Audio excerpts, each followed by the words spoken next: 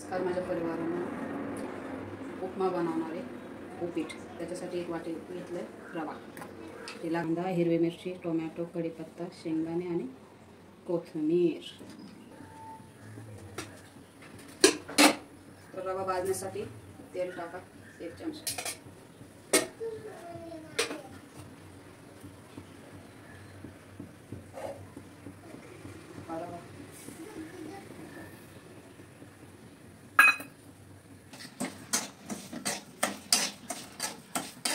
आता भाजून घ्या थोडाफार लालसर, खूप लाल पण नाही, खूप पांढरा पण नाही.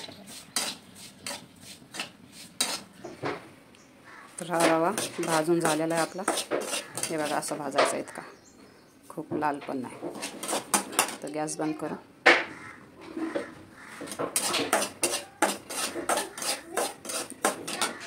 याला काढून घेऊ आपण.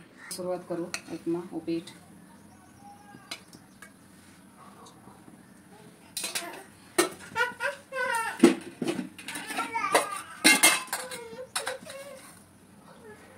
मोहरी,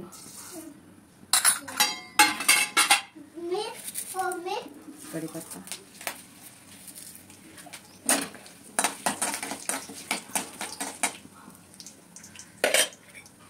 शेंगदाणे,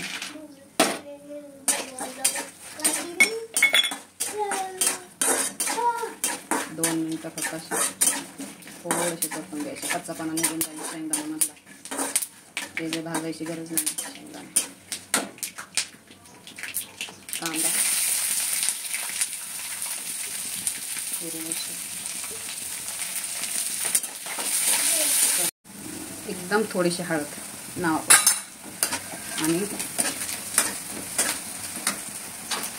टोमॅटो, नमक चमक स्वादानुसार, मीठ टाका. चांगलं परतू घ्या आणि चांगलं परतून घ्या. जितकं तुम्ही चांगलं परतवून टाक तितक्या भाज्यांना सर्व चव येणार, टेस्ट येते. मी गरम पाणी केलं आहे थोडंसं कोमट.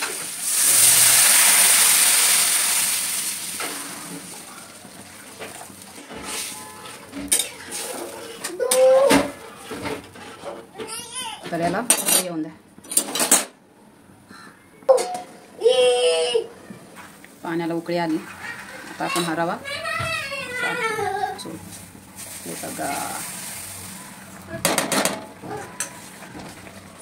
गॅस स्लो करा.